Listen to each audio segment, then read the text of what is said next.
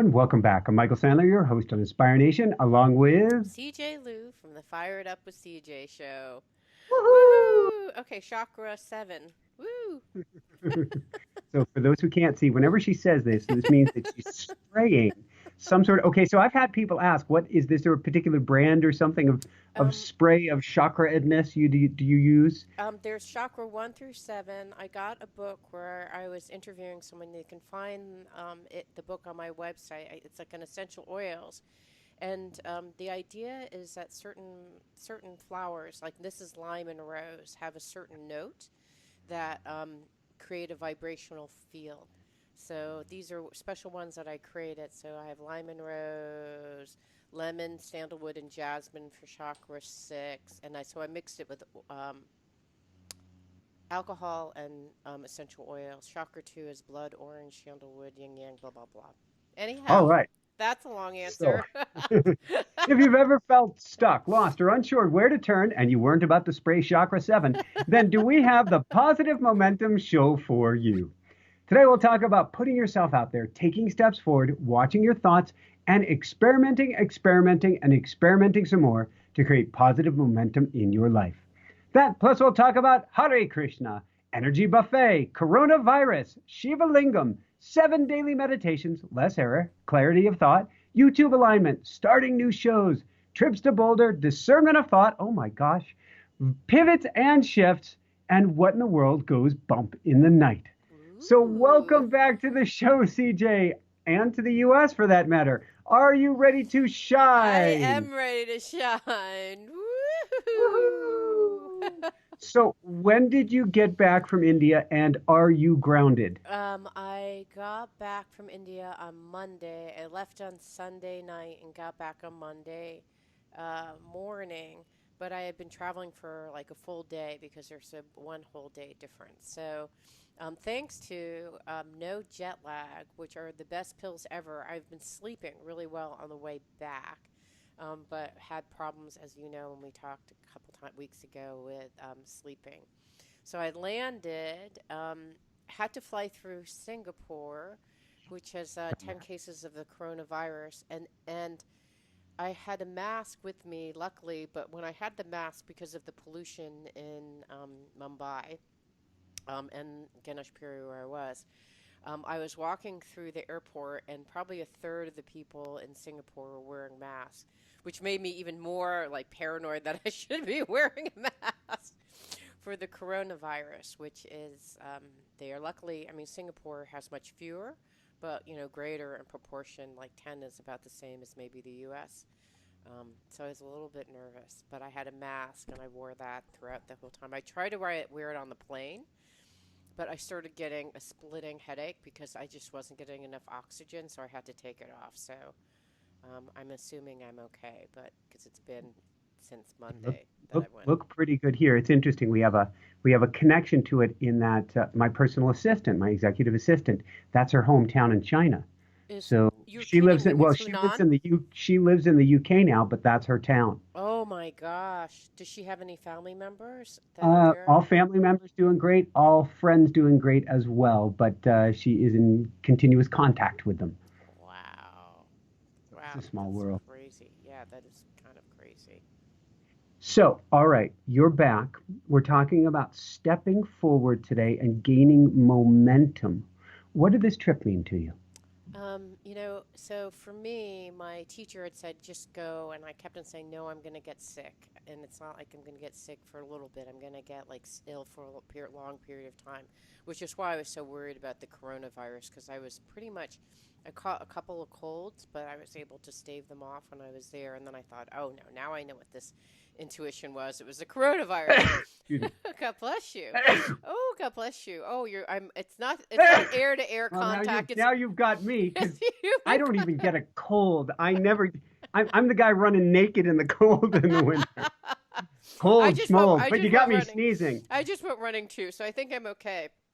Because you're supposed to have respiratory issues. I think I'm okay, but so I was hoping to. I didn't know what to get, but I knew minimally transformation always happens during these big long weeks, But what I did get was so in my meditation practice, it's a lineage based practice. So there's kind of a root seed guru, of which there's like the teacher of the teacher of the teacher. So my teacher's teacher, um, it, died and lived in Ganesh Puri, which is where the meditation center was. And it was I've been to India on a tourist trip where I saw the Taj Mahal and Jaipur and all these other things, but I've never gone on a spiritual retreat, which is a very much different experience. And when you drive into the van as you're going to Ganesh Puri, you can literally feel an energy shift. Like it's kind of like this energy just shifts as you're driving into town.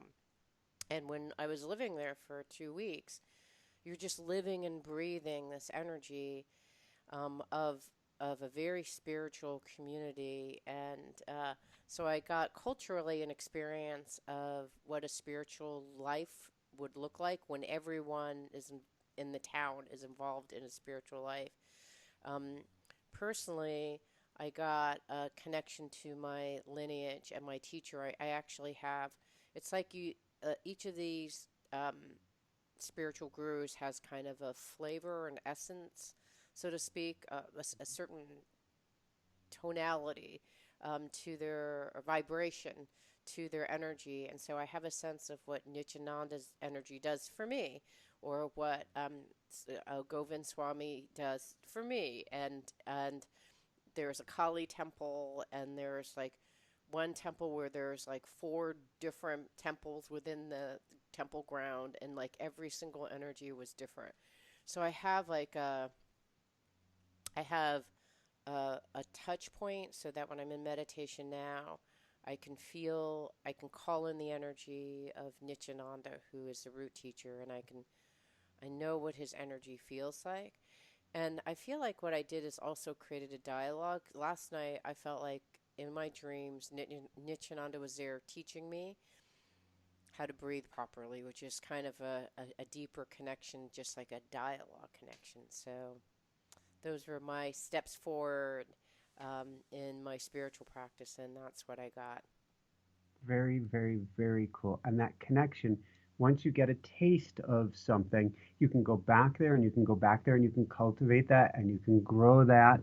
So that's huge. It's really huge. I didn't know that that's what I would get, but it's almost like little seeds were planted that now, as you said, I can grow and move forward from. But it's been great. Like there have been times when I haven't been able to sleep, and I just think about every morning I'd wake up at 5:30 and like walk to the shrines through these small little villages in the dark and meditate in the morning from like 6:15 to 7, and then go from 7 to 7:40 to a different meditation location.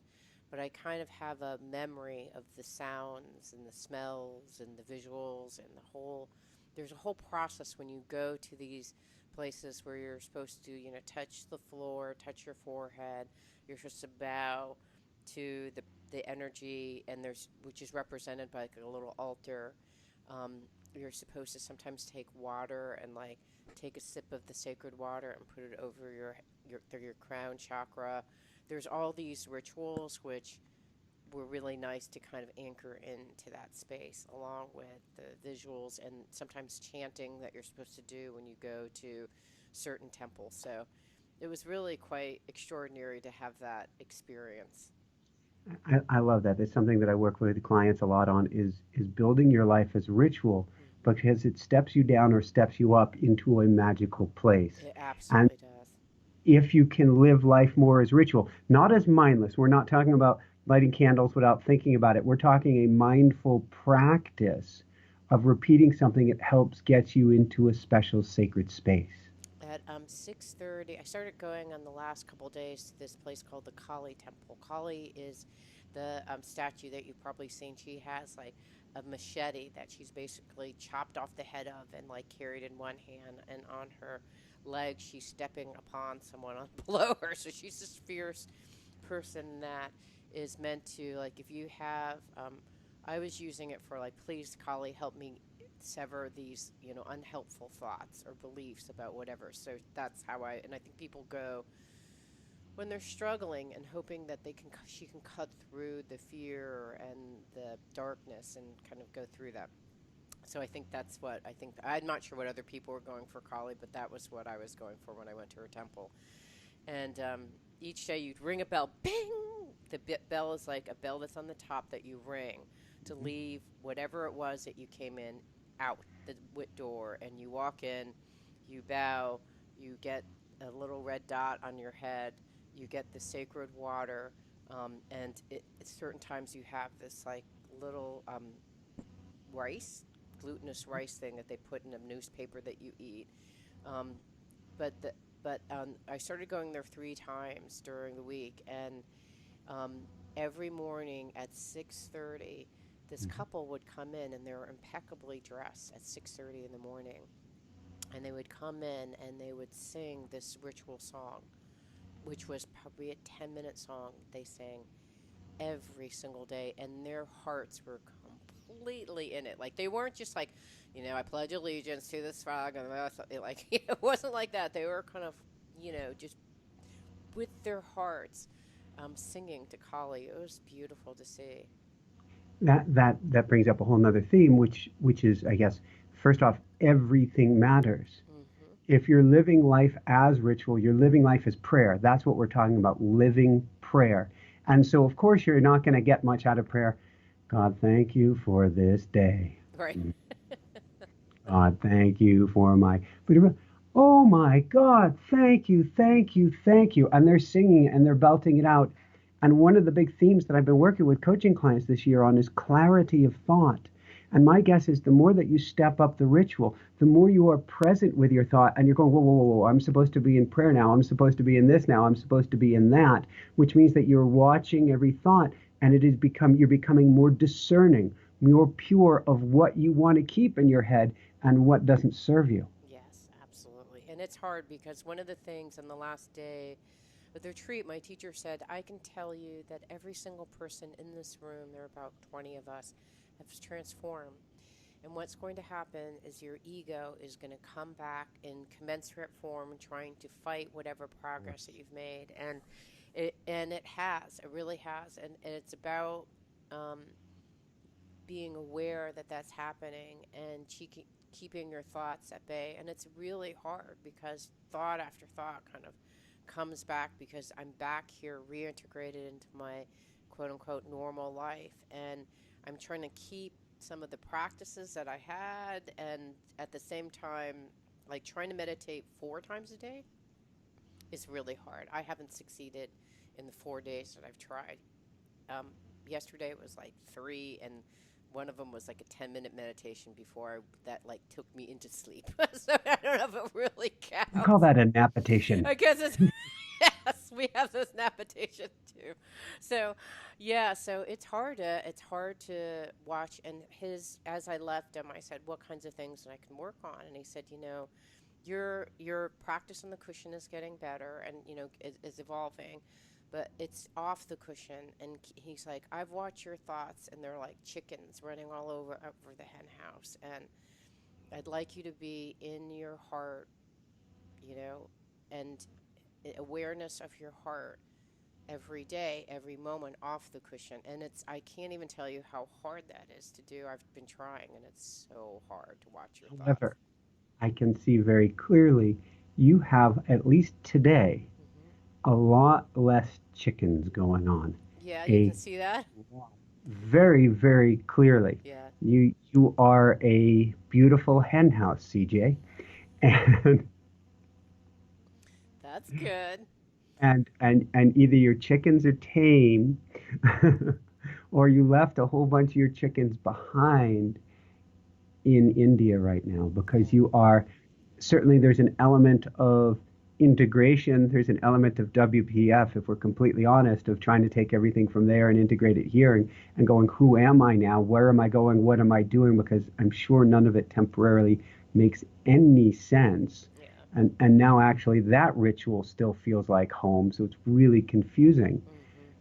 But you're a lot more, there's a Really? lot more kappa going on. There's a lot more grounded to the earth. That's interesting. I'm glad to see that because that was one of my goals.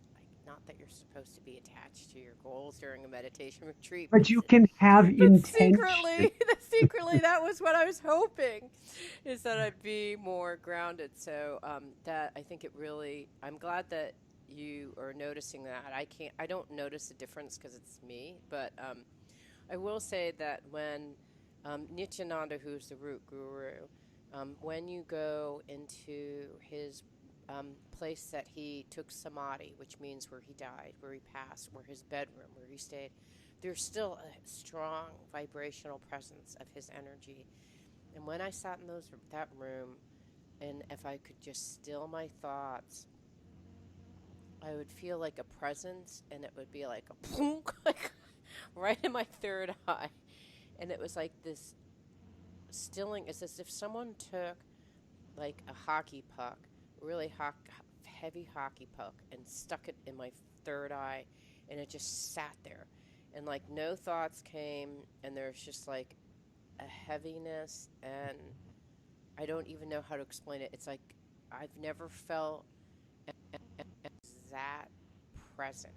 I mean, and I've talked to a lot of spiritual teachers. I've talked to a lot of different people, and both of us have through our radio shows. And the energy was so present and solid, and so I think that has helped. And what's interesting is when it's present and solid, and you can just relax into it, what happens is it pops you into a different vibrational field, and all you see is white light. Like when you meditate, it's just like white light just shining through your forehead all the way down your body, and it's just like being bathed in white light. But you have to get really still to feel the stillness, and to feel that heaviness has to be anchored, and then it just like zooms you into places that I've sort of had sneak peeks into, but not more than like 10 seconds. And so I would have minutes of times where it's just like white light, and I'm returning home and still feeling it. So there's a sense of stabilizing in those moments. It's not like a amusement ride that you go up and down. So you're like, that was fun. Hopefully you get to amusement ride again. It was more like of a funk, and I'm praying and hoping and working very hard to kind of solidify and stabilize into that energy, while at the same time not attaching to having that same experience each time. It's a very interesting dynamic. I get it. And my guess is it may be because what you're describing is almost like an awakening experience or NDE light. It may be that you anchor in the whole thing, and I'm hopeful without attachment that's the case. But if not, that your baseline has shifted. Yeah, I hope. And there's no hope. That's a done deal. The Yeah. baseline has shifted because you can never go back. The experience is the experience. It's always now a part of you. You don't actually have to say, I hope to embody it. I want to embody it. There is no unembodying it. Now, the ego can come in and try to balance that out and Yeah, go, oh, sabotage. you think now that you've done your 2 weeks in India, oh, that's what. But you're pretty discerning. That's a lot of what we're covering here. You, I believe, will catch that, an ego coming in the back door, which is the further we go down the spiritual practice, the ego coming in the back door is the starting to feel high and mighty about, well, I think you will actually catch that pretty quickly. Yeah, I hope so. I hope so. So that's there's so much that I could share, but tell me about your clarity of thought. Like, what kinds of things are happening? A new show? What's Yeah, going on? we have a new show where we're going to be, and I'm hoping I've got to use a better term than that. We haven't finalized the date of March 1st because there's some debate going on about whether we bring in sponsors or not first and how we launch this thing. But this is actually a show for millionaires or people who are close to millionaires who want to use their money to do good in the world. Great. Wow. And There's is this this. the gentleman that you love so much? The man. I went to visit him, yes, in Okay. Boulder last week. And so we're brainstorming on this because there is a lot of positive money going around, and there's a lot of negativity in the news, which I call negative, worthless stimulation, which suggests that we're hopeless to be able to do anything, which I don't buy at all. I see so many people coming together and asking, what can we do? And I think once we get beyond the lack consciousness that I can't be spiritual and have money, then we realize this is a lever. I can become a millionaire or wealthier and do something positive with that. Let's see how I can rock this world now. And that's what this new show is going to be about, a very empowering show where if you have a certain level of funds or are aspiring to that level, we can show you why you want to cut the blocks that say, well, I can't get there. Because so many of us, we start to get on that rocket ship toward millionaire, toward billionaire, not as many toward billionaire yet, but that number is growing. And then we shut ourselves down. No, money is the root of all evil. I've got to be spiritual. I got to. Instead of realizing that it's energy. It's the same energy as the light that you're experiencing as anything. It's God. That's all it is.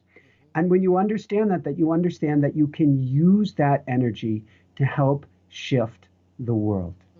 And I want to bring people on who are examples of how they came into that wealth, how they've used that wealth, how we can do the same, and empower people who are watching or listening to the show to take action where they can invest, they can make a difference, they can become wealthier at the same time and feed right back into making an even greater difference. Obviously, I've been on a mission for 4.5 years to help change the planet. And I'm like, I want to play where the energy is at. Let us move this thing. And what was the inspiration? How did you come up, like, how did this manifest, this idea It, for the show? it's been coming out of automatic writing. And it's been growing stronger. It came out first maybe 1.5 years ago. Maybe it was a little bit longer than that. And if I look back on my automatic writing, Year and a half ago. Wow. It was starting to bang on the doors about this time last year. In the last 3 months or so, maybe ever since I went to Mexico to meet with the Nobel laureates, there was a sense of, I can remember walking the hallowed halls. I'm going back many years, walking the hallowed halls of Congress, clomping in my cycling shoes back in 2004 after I'd done this solo bike ride across the country. And I was kind of wet behind the ears and wanted to make a difference. And I felt the energy in there. And it actually felt really icky. It did not feel like clean, pure energy. It felt more like Star Wars, like if you want to give in to the dark side. No. And, you know that scene with the Senate when they're all voting? Yes, pretty much. Yeah, like and so it either sucks you into that energy or you repels you. And I was repelled by that energy. Now, fast forward to Nobel Peace Laureates, or maybe even last summer when I'm at the American Renewable Energy Day, and we have a few world leaders, and so we have definitely some big rollers looking at how we can make a difference.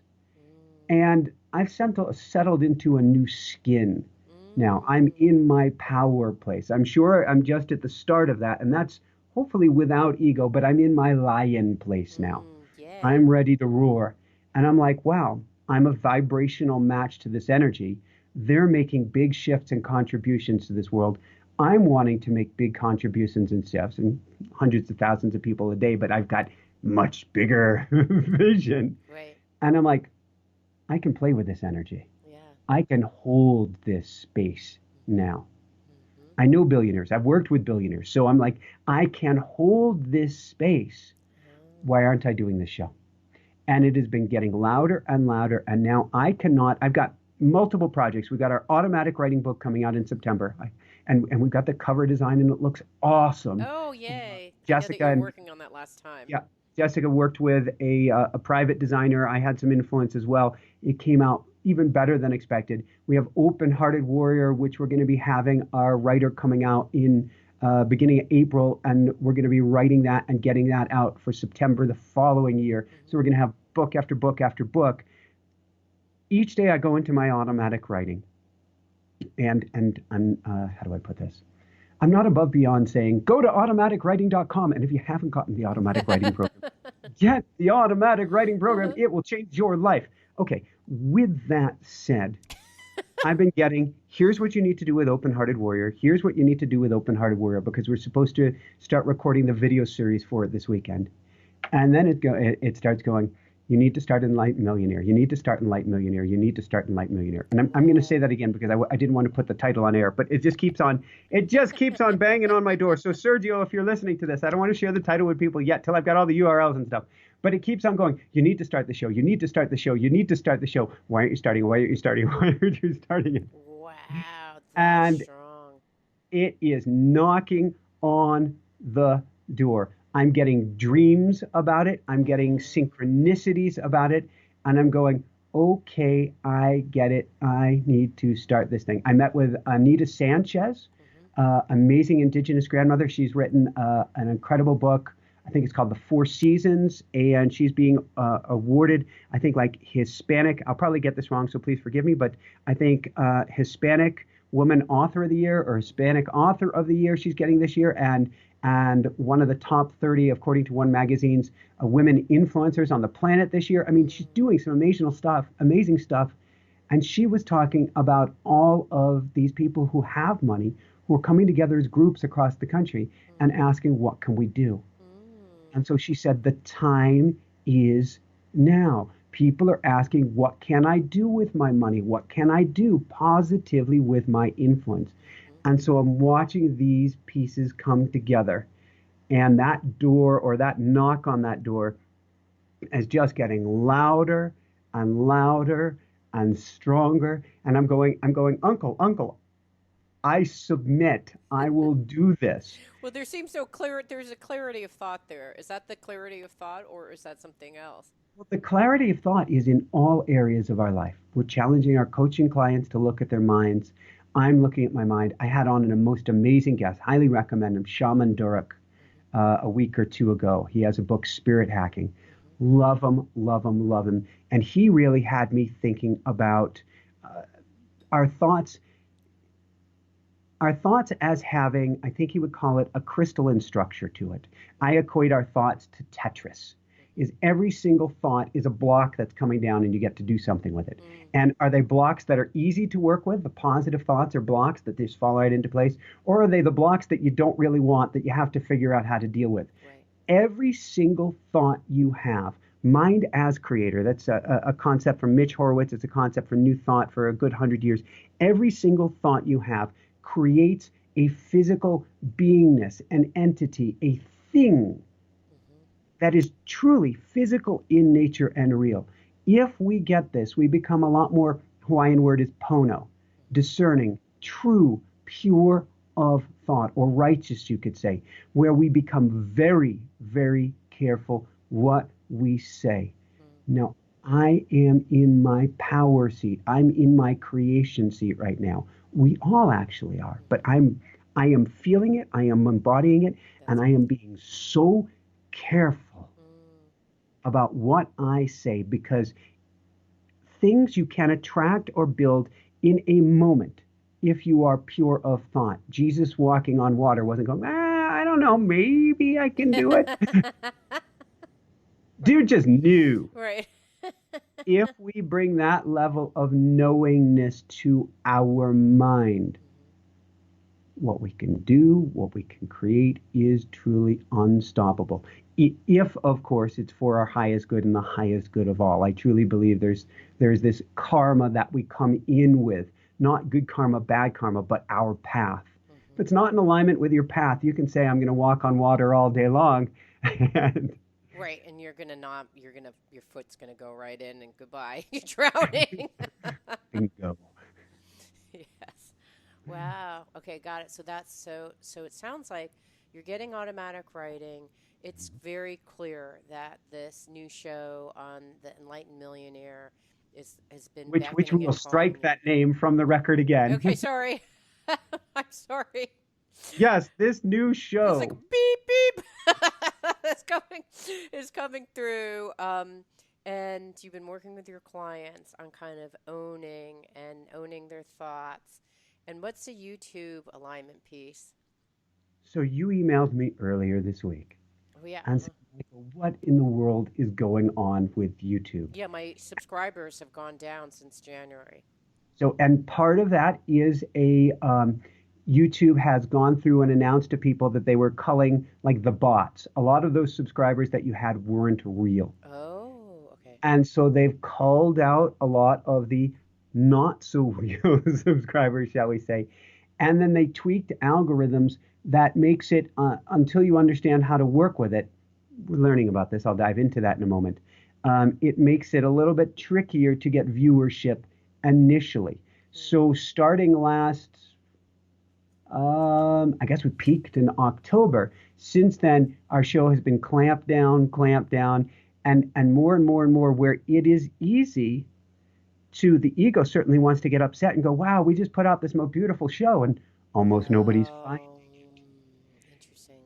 If instead you go, this is temporary or this too shall pass, it's really uncomfortable. We've both worked so hard for each Right, you show. just How much invested prep time? huge amount of this new format. Wow. Absolutely.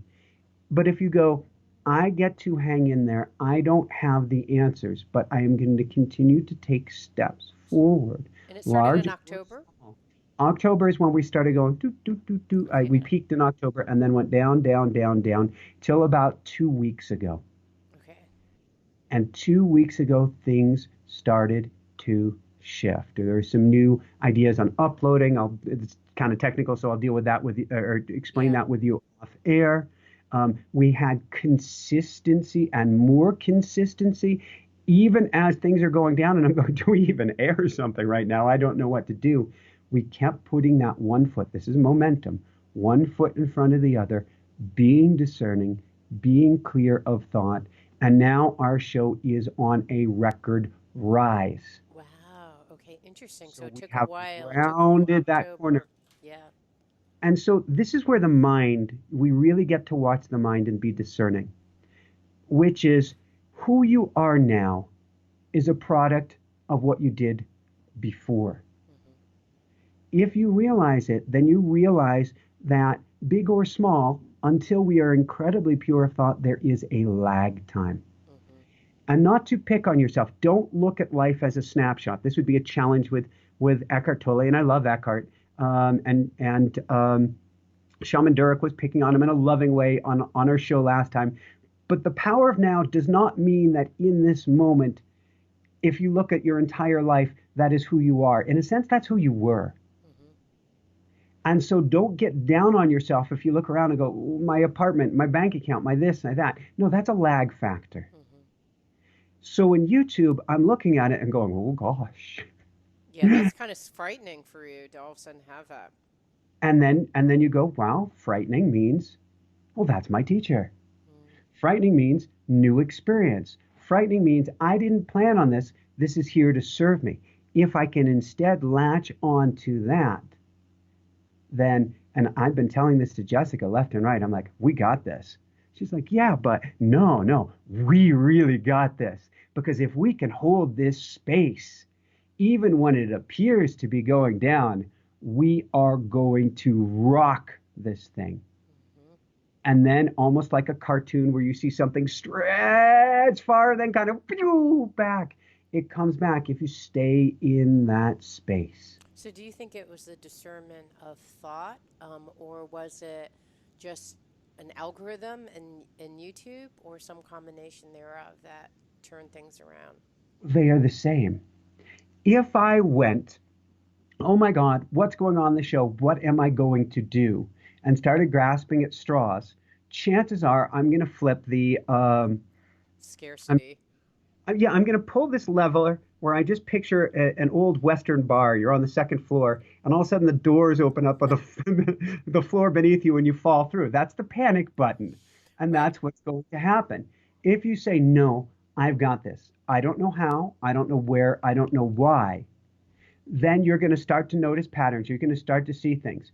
Our amazing editor, Sergio, sent over a uh, um, YouTube article, a YouTube thing that I hadn't looked at first as all this stuff was going down, or I hadn't looked at much of it. I looked at the first few minutes, assumed I knew, oh, I got that. I know that stuff.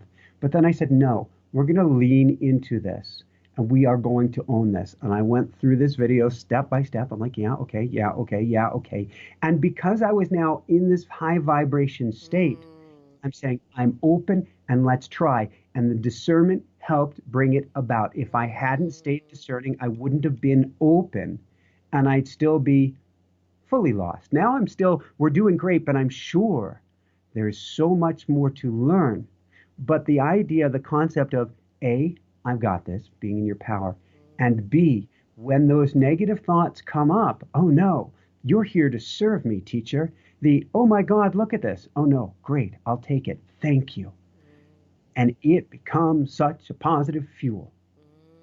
Okay, so that's the discernment of thoughts, pivots, and shifts that you referred to Yeah, earlier. and there's been a lot of trial and error, as Jessica's been saying, a lot less error lately as we're staying in this space. We Hmm. still are going through our own. The rumor mill says it's what Edison took 1,000 tries or 10,000 tries to make a light bulb.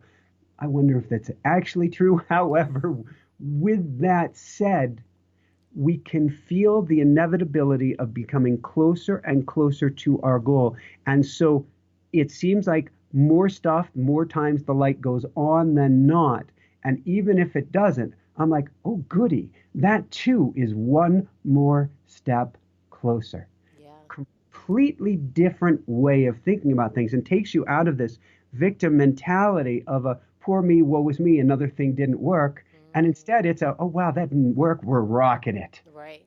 Yeah, it's funny. I had so did, I described a conversation that I had with my teacher afterwards. Where he's like, "You just need to be, off the cushion, out of your thoughts." And I thought, okay. And I spent all last year trying this. I started having like a little reminder on on my wrist to remind me to meditate. I had like beats. I tried everything.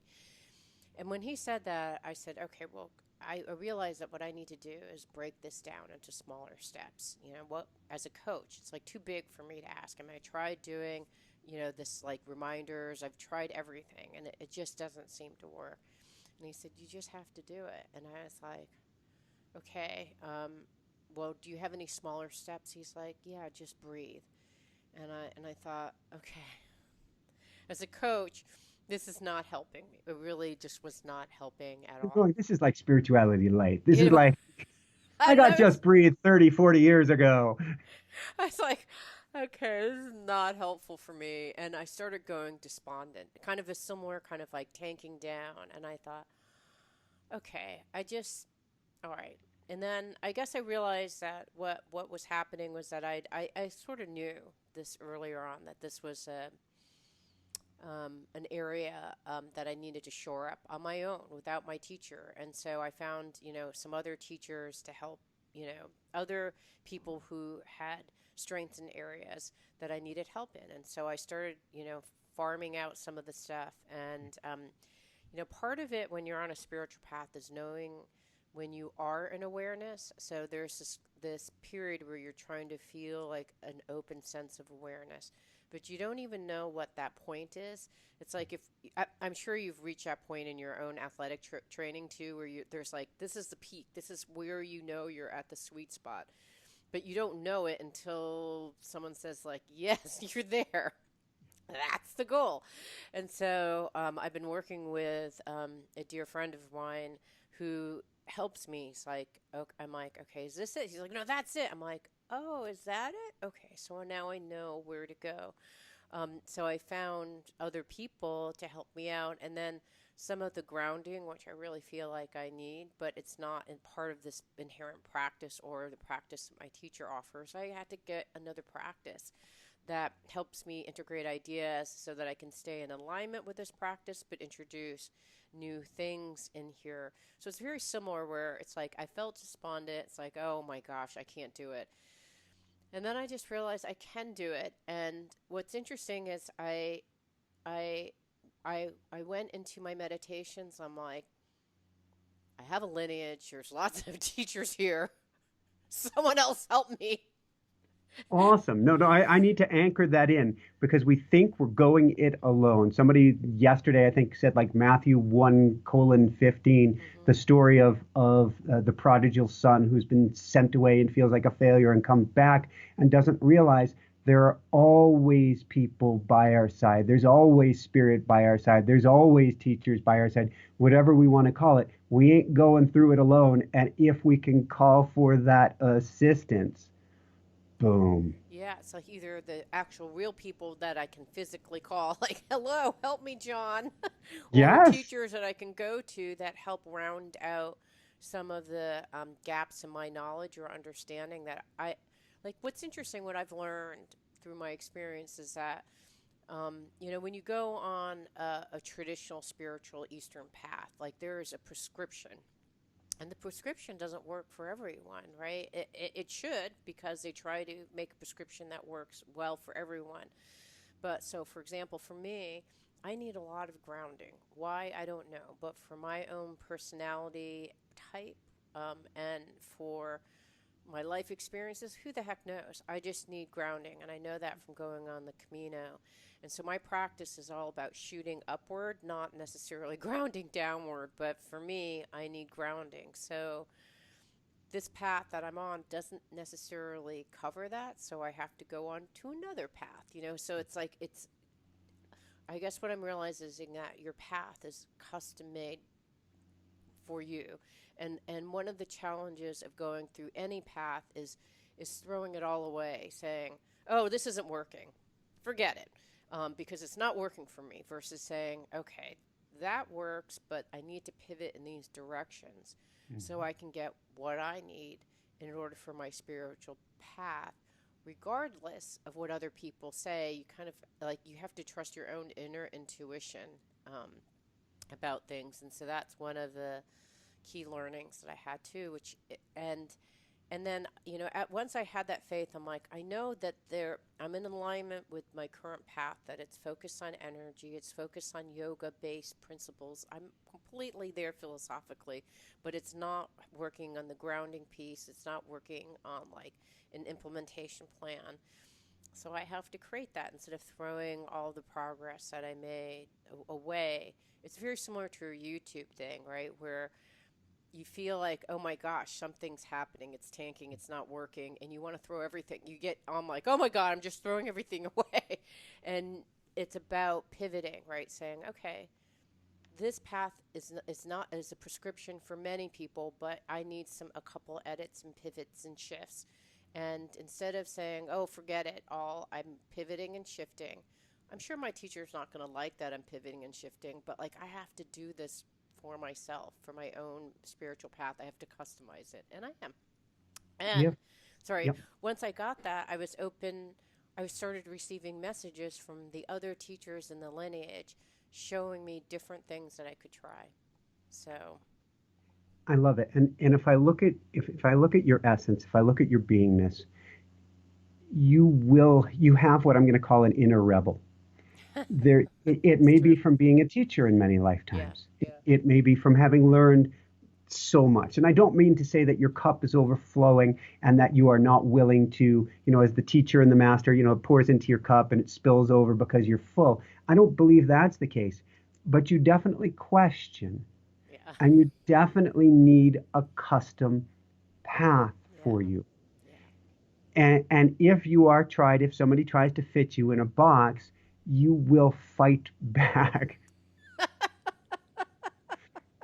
However, this time I'm going to come back to discernment. It's more discernment rather than your inner rebel coming out to play. You're Yeah, able to watch it and look at it more like a snow globe and understand, all right, this part fits, but overall, my nature is to be too much of a sprout energy, and I need a little bit more of spud energy. right. Yeah, yeah. I am a sprout, And and so you're observing it. yeah, and not throwing away everything, and not. I have to admit, I was mad at my teacher, and I literally just sat and I keep on getting tarot cards that say forgive, let go of the past. I'm like, okay. So right before coming here, I did a yin yoga session, and the card I got was like, let go of the past, forgive. I'm like, all right, all right. And so I was just thinking, like, my teacher is giving me the very best, and he has so many gifts, and he's one of the most beautiful, lovely people. But like, one person can't fulfill all of your needs. You have to like be your own spiritual guru. Your inner guru has to find other things that you need, so that you don't feel like you're crammed in a box, but that you're like, okay, I'm in this box, but within this box, I also have these other things at my disposal.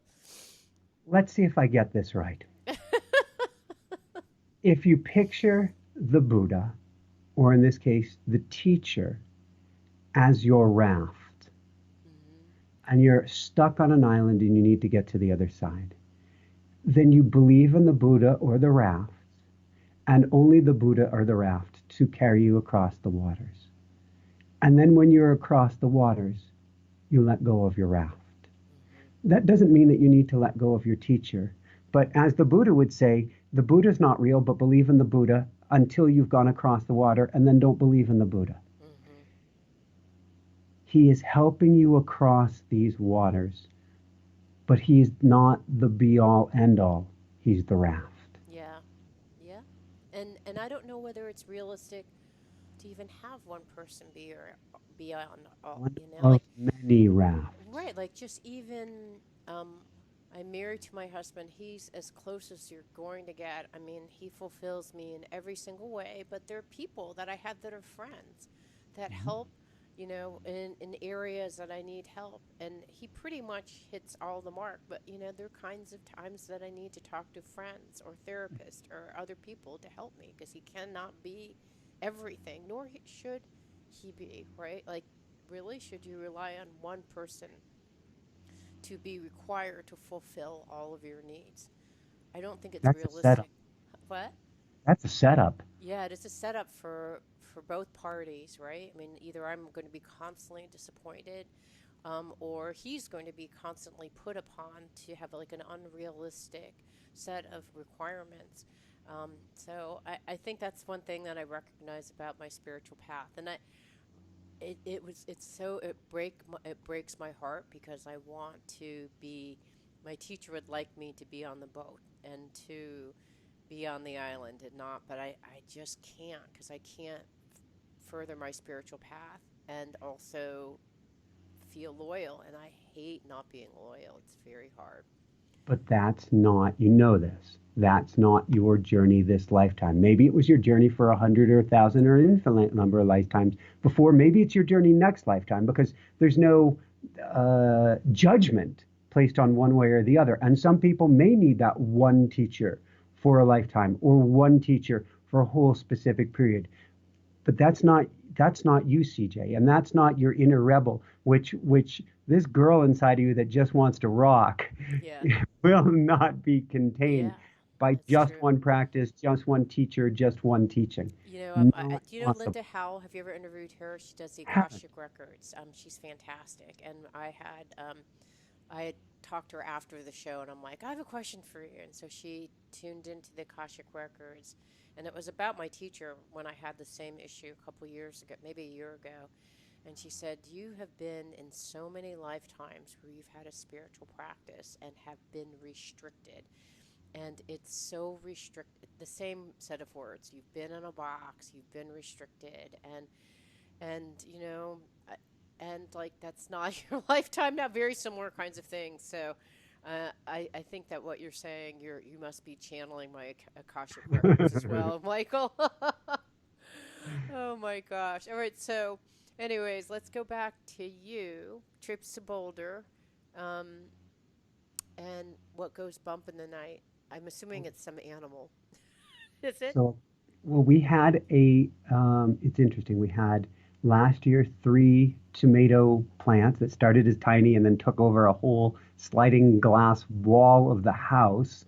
I Hmm. mean, in the most incredible way. We put them out last summer. They didn't do so well in the heat, even though we had them covered and stuff. So we had just one for this fall. Um, but it's been getting sickly with some mold on it. Mm. And finally, we cut some sprouts and said we're going to have to let it go, and Oh. we put it out in the cold 3 days ago, 4 days ago, somewhere in there. And we had a herd of deer in the yard. They've been coming closer and closer.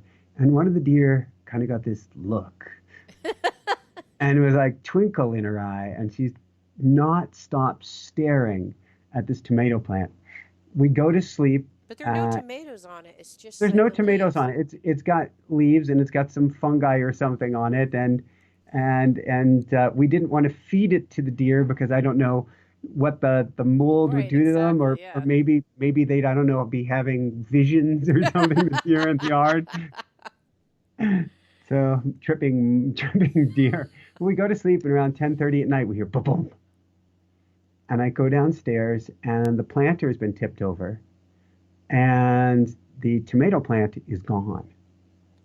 It's just gone. They took the whole And thing. the metal thing that held it on this lattice thing was twisted almost in two and laying over the snowblower on the deck. Animals are incredible in what they can do. I mean, would Oh you have my, thought this like sweet little deer would like bend this whole thing?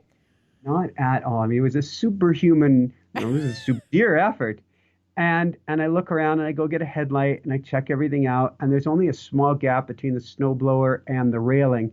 So I'm convinced it's not a bear. They're supposed to be sleeping anyway. It's not some big animal. So I go outside to check things out, move the snowblower in case the deer comes back so that it won't trample it.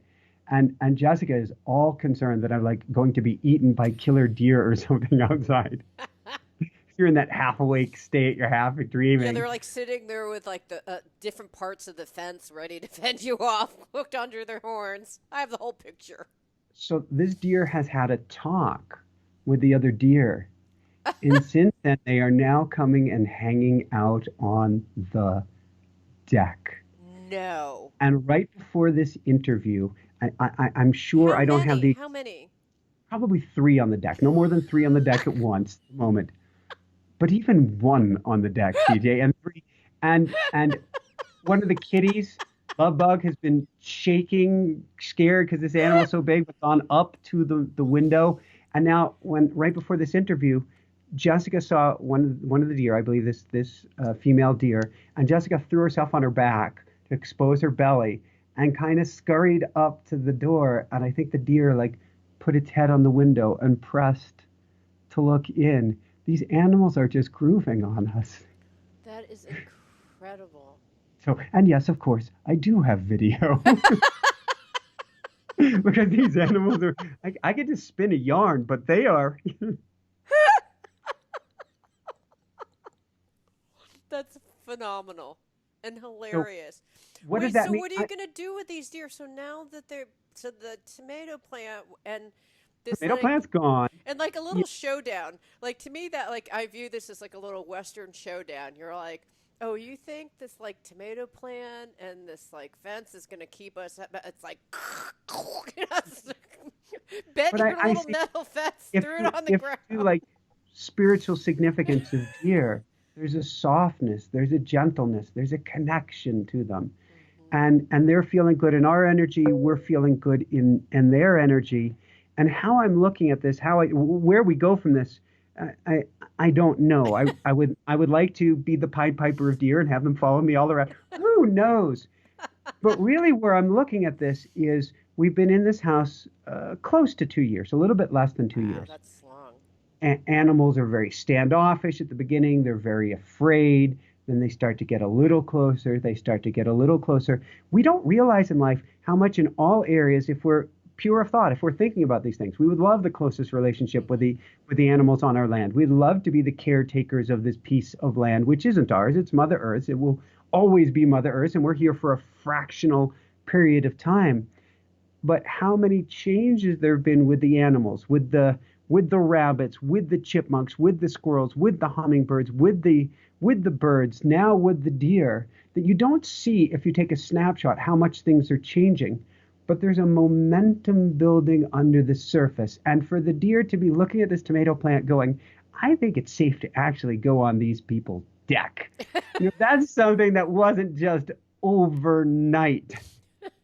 They've been watching us, CJ. I can't. I mean, it The has to go first there was like upstairs. the mountain lion that's dancing in back of your video. Then it was like when you were in North Carolina, it was like the flamingos. Like there's And the the raccoons and raccoon and there were some deer there as well, but snakes that although are. not quite as close I up. mean, Yep. there's like no one can make up these stories. I mean, they're phenomenal. And you always have pictures. You gotta have the proof, the backup. It's Just important. oh my god! All right, can I tell you my last story because it's Please, please, pretty please do. phenomenal. So, um, our friends we start off our trip in Mumbai, and our friend said go to the Hare Krishna temple. It has an incredible buffet. Plus, the energy there is just beautiful. So, I like would each never equate both of these things. Hare Krishna, buffet. well, they have a buffet. When I said energy buffet, it was more how each of the different places, like you go to one place, it's all heart energy. You go to another place, it's like fierce energy. You go to another place, it's like you literally can feel it in your third eye. You go in another place, you feel it in your crown chakra. You go to one place, so that's the energy buffet that I was talking about, which is not to be confused with the Hare Krishna temple, which within it has a buffet that's supposed to be fabulous. So we went there, but we ended up like missing the lunch buffet, so we decided to go at 4:35, and like we got lost. We had a cab driver that drove us all around India for 150 rupees and got ripped off. But we did, and then we finally managed to get to the Hare Krishna temple around 5. And there's a gentleman that is, of course, there to recruit us and like introduce us someplace in between. And he says, so he's showing us all the different places and kind of giving us a private tour. And the energy there is just so beautiful. It's bhakti yoga. So there's just like like your heart just feels like full and warm and expansive. You just feel completely overjoyed when you're there. And then he says, oh, well, today's a very big day. And I said, oh, how come? And he said, we have Ravanath Swami here, who both of us have interviewed. I said, oh, I interviewed him. He's the guy who is in, the British House of Parliament, has actually talked. He's like, yeah, that's the one. It's walking, talking love. I know. And I said, so he's here? And he's like, yeah, he's here. He's signing books. And I said, I'll buy a book so I can get it signed. Don't need a book. Already got a book. I already have a book. I probably like 10 books, but like he's here, I'm going to get a book. And I swear this book was like equivalent to $40. I think if I bought it from Amazon, it'd be 10. But I'm in India. They don't have very many copies of this book. It's the Hare Krishna Temple. I'm partially giving a donation for this book. Yeah, it's cool because he's invited me to Mumbai. Oh, you should He's go. invited me out to his center, and I haven't taken him up on this yet. So this is a synchronicity. Yeah. Personally, for me, I'm listening. Yeah, I would really go. So we go, and then he's like, I said, I've talked to him. He's like, you've talked to him? And I was like, yeah, I talked to him. And he said, well, he was talking to his personal assistant and kind of choreographing his movements so that I could actually be there when he's coming down to give this like gigantic presentation. And so I'm like, well, who is Ravana Swami? I mean, I know he's like one of the teachers, but he's like the head teacher. There's a rooftop of people, probably, I don't know, 5,000 people that are coming to hear his presentation. Wow. And there are people that have flown in all over the country. And I said, how often does he come? And he said he only comes once a year to this Mumbai location to give a talk. And I said, you mean today? And he said, yeah, today is his one only appearance. And I said, what? And I said, when did he arrive? And he's like, just 15 minutes after you arrived. I just thought that this is just bizarro action. But I thought, I guess I'm supposed to meet. And I'm also looking at my watch because at 7 o'clock, I have to fly back to the U.S. I have a flight. Like, I have to drive over to the airport for an 8 o'clock check-in. So it's like 5, and I'm thinking, I hope he shows up soon. So that's like 5. And have that taxi driver not have, how should we put it, taken you on the well worth it 150 rupee tour to bring you there at exactly the right moment. I wouldn't have even known. I mean, so it's just crazy. So I'm sitting there, and we're sitting in front of the elevator that is coming down because apparently he's going to be coming out of the elevator. And I'm standing in front with one of his disciples, and there's like hundreds of people back of me. And so first of all, I feel obnoxious because I'm not even like a student, and there are people who've flown from Australia and Germany and New York for this very moment, and I'm somehow positioned myself right in front. Quintessential CJ, no other way to put it. So the door opens, he comes out, And I was like, hi. And he's like, when he comes out, tell him that you interviewed him and asked him to sign your book. And I was like, okay. I mean, I'm getting permission from one of his main students and teachers. And I said, or, coach, I don't know, like students. So we go out and I was like, say these things. And then he's like, he has, I don't know if when he interviewed with you, but he has like a bemused face, like kind of like very sweet. So he looks at it, he signs my book, and then I was like, thank you. And I'm just so overwhelmed because I'm trying to introduce him to my friend that I'm with.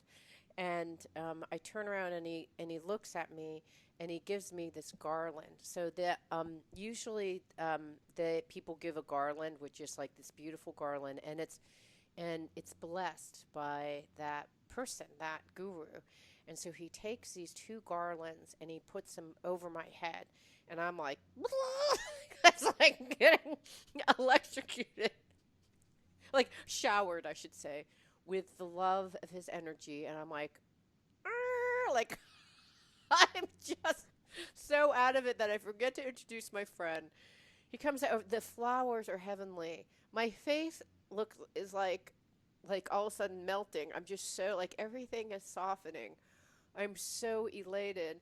And I have these two garlands around my neck, blessed by Radhanath Swami. So that was I wanted to share that because I know that you've met him, and he's just so lovely in person. His energy is just so, so beautiful. So if you do have a chance to visit the Eco Village, of which he has found out, I would highly recommend it. And if you have extra time, I would definitely go to Ganesh Puri and check out these shrines.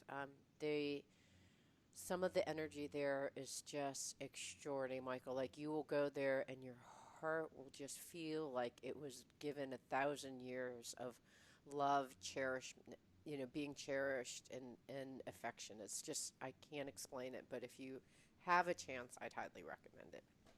Woohoo! Woohoo! We'll take you up on that.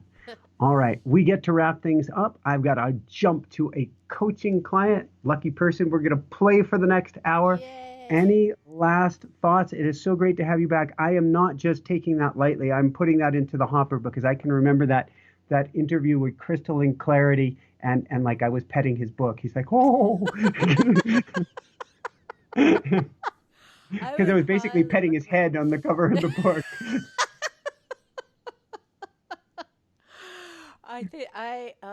I would say that the to watch your thoughts. I love that idea of watching your thoughts and and and keeping them pure and having faith, I think, is the most important thing. It's having faith that you will endure and that something will happen. And you may not even know what that something will be, but you have to have faith because when your energy tanks, it closes all the doors of opportunity in your mind as well. So that's my thought. What are your closing words? I guess my closing word is the mind is a printing press. And so if you're thinking love, love, love, the universe is going katunk, love, katunk, love, katunk, love. If you're going, oh my God, it's not working out, the universe is going katunk, not working out, katunk, not working out, katunk. Since there is a lag factor, you get to do everything you can when things hit the skids to go back to that love, love, love for the printing press rather than staying in the skids. Now, don't judge yourself. You go down, we all go down. Love yourself up even for that. In fact, that can be the switch. You catch that you're in the negative, you put that into the positive, and the universe goes, oh, wow, let's really reward that person with positive. Ka-tunk, Yeah. ka-tunk, ka-tunk. That's the momentum that we can build even when we don't see it on the surface of the water. It can be right beneath, building and building and building. So that's what I want to challenge everybody with this week. And help is on its way. You just have to have faith. And ask for help. Reach out to the teachers. Reach out to the other side. Don't go it alone, period. The whole concept of what is it? I am a rock, I am an island. Well, you can be a rock, but let's be a rock together with other rocks. Life's a lot easier that way. So for everyone out there, this is Michael Sandler and CJ Lou from the Fired Up with CJ show. saying, be well, have fun, get clear on those thoughts, and start building some amazing, miraculous momentum today and shine bright. Woo! It means so much to me that you're listening to the show and would love your support in any way by giving me comments below or to subscribe to the show or share the show with friends. Thank you again for your support. Love and blessings.